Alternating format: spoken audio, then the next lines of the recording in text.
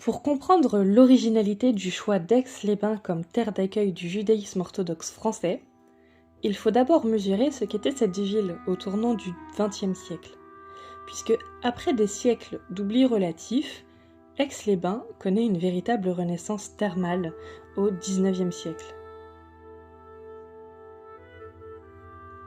L'essor des cures thermales en Europe attire l'attention des élites et la ville devient une destination prisée de l'aristocratie et des célébrités. Les palaces luxueux furent construits pour accueillir cette clientèle prestigieuse. On a eu des célébrités à l'époque telles que la reine Victoria d'Angleterre ou même le compositeur Richard Wagner qui fréquentait assidûment les thermes d'Aix-les-Bains. D'ailleurs, Aix-les-Bains était bien en ce temps la capitale des mondains européens du XIXe siècle et du début du XXe siècle, durant les étés de toute cette époque. Cette ville thermale incarne alors un certain art de vivre bourgeois européen, avec des gravures d'ailleurs qui donnent une idée des lieux de plaisir tels que les salles de bal, les casinos, ou alors d'excursions comme les gorges du Cirrose ou Annecy. Et le curiste du XIXe siècle ne doit absolument pas manquer cela. La première moitié du XIXe siècle voit l'ouverture de plusieurs pensions, de plusieurs hôtels qui sont installés dans des bâtiments préexistants pour accueillir une clientèle cosmopolite fortunée. Les grands thermes ont été d'ailleurs construits à la fin du XIXe siècle et sont d'ailleurs facilement reconnaissables grâce au dôme de son toit qui rappelle les palais byzantins. Cet Aix-les-Bains mondaine, qui est symbole de l'élégance européenne, dans les années 1940, le théâtre d'une toute autre histoire, celle de la renaissance du judaïsme français. L'histoire de la yeshiva d'Aix-les-Bains commence dans le contexte tragique de l'après-guerre. Avant la prise du pouvoir par les nazis en Allemagne en 1933, l'Europe possède une culture juive dynamique, variée et plutôt bien établie. En 1945, 2 juifs européens sur 3 ont été tués. La victoire française permet la réintégration de l'Alsace-Lorraine au sein de la République française et 30 000 juifs retrouvent la nationalité française et l'on estime à 150 000 la population juive de France à la fin de la guerre. Et c'est dans ce contexte de reconstruction que naît la yeshiva d'Aix-les-Bains, fondée en 1945 par des survivants des camps de concentration. Les premiers étudiants étaient de jeunes survivants de l'Holocauste, d'anciens prisonniers des camps de Dachau et de Buchenwald, qui se trouvaient alors dans des établissements pour réfugiés et victimes des nazis installés dans la région. Cette fondation s'inscrit dans un mouvement plus large de reconstruction juive européenne. Les demandes d'assistance de la part d'individus comme d'organisations juives affluèrent à son siège parisien. Certains sollicitaient une aide financière pour conduire leurs projets particuliers de reconstruction. La yeshiva d'Aix-les-Bains devient rapidement bien plus qu'une école religieuse. C'est un refuge pour une génération orpheline, un lieu où reconstruire non seulement des vies brisées, mais tout un monde d'études et de transmission détruit par la barbarie nazie. Le choix d'Aix-les-Bains n'est pas fortuit. Cette ville offre plusieurs avantages stratégiques. La proximité de la frontière juive, qui est un refuge traditionnel, un cadre apaisant, propice à l'étude, et surtout l'infrastructure hôtelière existante qui permet d'accueillir rapidement de nombreux étudiants. Les anciens palaces thermaux, qui sont désertés par la clientèle aristocratique après la guerre, trouvent ainsi une nouvelle vocation dans l'accueil de cette jeunesse juive en quête de reconstruction spirituelle. La yeshiva d'Aix-les-Bains ne naît pas ex nihilo, elle hérite d'une tradition d'excellence qui remonte à la yeshiva de Strasbourg, fondée en 1933 par Ernest Weil à Neudorf. Cette institution, qui comptait alors 2 professeurs pour 30 élèves, avait dû fuir l'Alsace lors de l'occupation nazie. À la veille de la Seconde Guerre mondiale, l'Alsace comptait en effet une population juive de quelques 17 800 personnes, dont 10 000 environ à Strasbourg.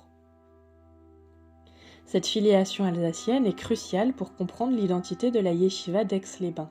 Elle est officiellement nommée la yeshiva des sages de France d'après les autorités rabbiniques médiévales qui vécurent en France, incluant Rachid de Troyes et les Ballets Tosafot. Ce nom n'est pas anecdotique, il revendique une filiation directe avec l'âge d'or de l'étude juive en France médiévale quand Troyes, Sens ou Dampierre rayonnaient sur tout le monde ashkénaze. Cette continuité symbolique est essentielle dans le projet de reconstruction. En s'installant à Aix-les-Bains, la yeshiva ne fuit pas seulement l'Alsace occupée, elle transplante une tradition millénaire dans un nouveau terroir, créant un pont entre le judaïsme français médiéval et sa renaissance contemporaine. Aujourd'hui, la yeshiva d'Aix-les-Bains, située 50 montées de la Reine Victoria, accueille plusieurs centaines d'étudiants venus de France, de Suisse, de Belgique et même d'Israël. L'institution propose un cadre d'études unique en Europe où l'intensité de l'étude talmudique se conjugue avec la sérénité du cadre alpin.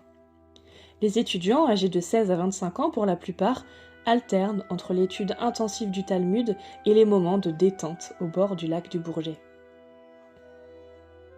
La méthode pédagogique de la yeshiva s'inspire des grandes traditions talmudiques européennes. Les journées commencent avant l'aube par les prières du matin, suivies de longues heures d'études en chavruta, des binômes d'études, ponctués par les cours magistraux des rabbins. L'après-midi est consacré à l'étude de la halacha, la loi juive, tandis que les soirées sont réservées aux approfondissements personnels et aux discussions entre étudiants. Et cette intensité n'exclut pas l'ouverture sur le monde. Contrairement aux idées reçues, la yeshiva d'Aix-les-Bains ne forme pas seulement des rabbins destinés à l'enseignement religieux, mais aussi des ingénieurs, des médecins, des avocats qui concilieront plus tard vie professionnelle et engagement communautaire. Cette approche reflète une vision moderne du judaïsme orthodoxe qui refuse l'opposition entre excellence spirituelle et réussite séculière. Autour de cette institution phare, s'est développée une véritable communauté juive orthodoxe. Depuis l'après-guerre, elle compte aujourd'hui 150 familles et dispose d'une infrastructure complète, plusieurs synagogues et oratoires, des écoles primaires et secondaires, dont une yeshiva ketana pour les plus jeunes, des commerces cachers et même des structures d'accueil pour les familles. La synagogue principale, créée en 1965, accueille non seulement les étudiants de la yeshiva, mais aussi les familles installées durablement dans la région.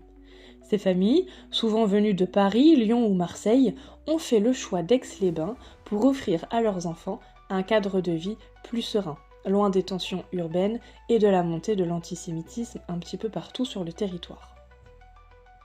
Cette migration interne, discrète mais constante, révèle une évolution sociologique importante du judaïsme français.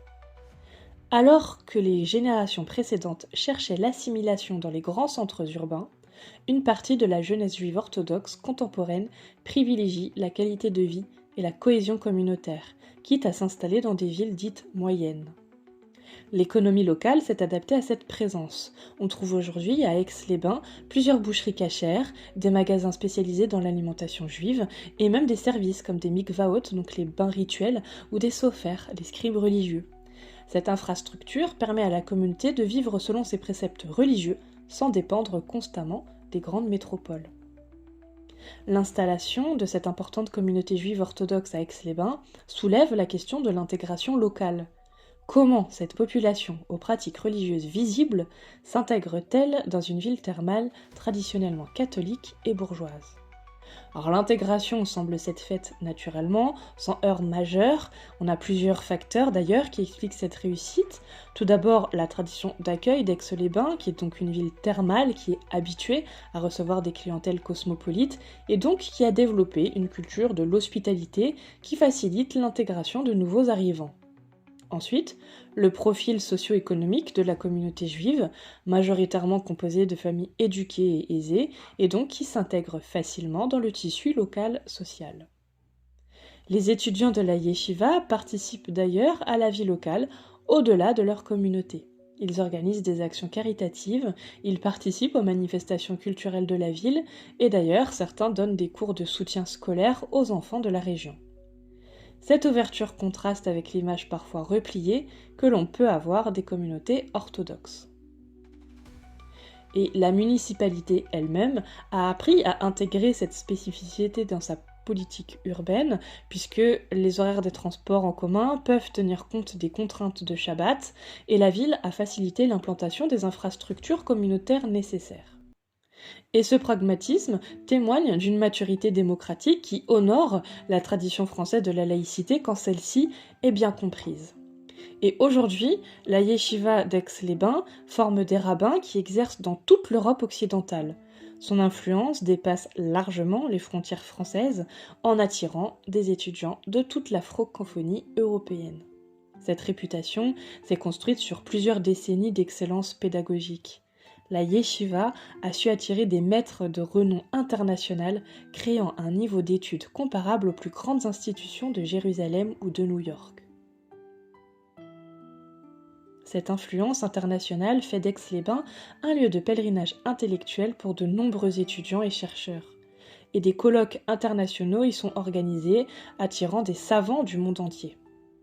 La bibliothèque de la yeshiva, riche de plusieurs dizaines de milliers de volumes, est devenue une référence pour les chercheurs en études talmudiques.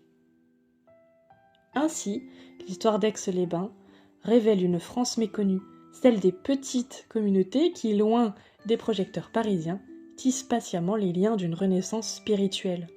Cette réussite illustre la capacité du territoire français à accueillir et intégrer des populations aux pratiques culturelles spécifiques dans le respect mutuel et l'enrichissement réciproque.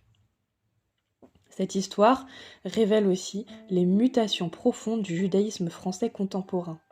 Alors que le modèle traditionnel privilégiait l'assimilation dans les grandes métropoles, une partie de la jeunesse juive orthodoxe contemporaine choisit délibérément des territoires plus apaisés pour concilier excellence spirituelle et qualité de vie familiale. Ce choix territorial témoigne d'une évolution plus large des aspirations des classes moyennes éduquées qui privilégient de plus en plus la qualité de vie sur la proximité des centres économiques.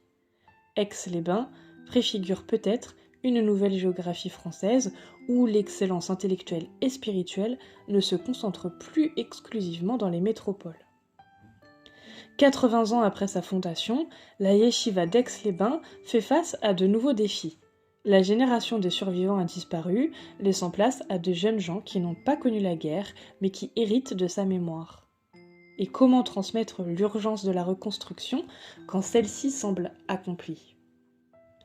Par ailleurs, l'évolution du judaïsme français pose aussi de nouvelles questions. L'immigration juive séfarade des années 1960-1970, puis l'arrivée plus récente de familles juives d'Afrique du Nord et d'Europe de l'Est ont profondément modifié le paysage communautaire. La yeshiva d'Aix-les-Bains doit s'adapter à cette diversité tout en préservant son origine ashkénaze originelle. Et enfin, les défis sécuritaires contemporains questionnent l'avenir de cette communauté puisqu'il y a une forme de sérénité qui fait le succès d'Aix-les-Bains face aux tensions croissantes et la communauté a su jusqu'à présent maintenir sa quiétude, mais malheureusement, l'évolution du contexte national et international pose des questions assez inédites. Malgré ces défis, la yeshiva d'Aix-les-Bains continue de prospérer avec de nouveaux projets qui voient le jour, comme l'extension des bâtiments, la création d'un centre de recherche en études juives, le développement de programmes d'échanges internationaux, une vitalité qui témoigne de la réussite d'un projet qui est né dans la douleur mais qui s'est épanoui dans la sérénité alpine. L'institution a également su s'adapter aux nouvelles technologies avec des cours qui sont désormais diffusés en ligne, permettant à des étudiants du monde entier de bénéficier de l'enseignement des maîtres d'Aix-les-Bains. Cette ouverture numérique démultiplie l'influence de l'institution tout en préservant l'intensité de l'étude traditionnelle. La yeshiva développe aussi des partenariats avec d'autres institutions d'excellence, tant juives que non juives. Des échanges qui sont organisés avec des universités françaises et étrangères, créant des passerelles entre études traditionnelles et recherche académique contemporaine. L'histoire d'Aix-les-Bains et de sa Torah révèle ainsi une autre France juive, celle qui, loin des polémiques médiatiques, reconstruit patiemment un monde d'études et de transmission. Cette réussite illustre la capacité du territoire français à accueillir et faire prospérer des projets culturels et spirituels d'envergure internationale. Entre les eaux thermales des Alpes et les pages du Talmud, dans la sérénité retrouvée d'une communauté qui a choisi la douceur savoyarde pour faire renaître une tradition millénaire, se dessine une géographie alternative de l'excellence française. Cette histoire prouve qu'une renaissance spirituelle peut émerger des lieux les plus inattendus, transformant une station thermale en phare intellectuel rayonnant sur toute l'Europe. La yeshiva d'Aix-les-Bains incarne finalement ce que la France a de meilleur, sa capacité à accueillir les talents, à intégrer les différences et à permettre l'épanouissement de projets d'excellence dans le respect des spécificités de chacun. Cette leçon d'intégration réussie mérite d'être méditée à l'heure où la France s'interroge sur son avenir multiculturel.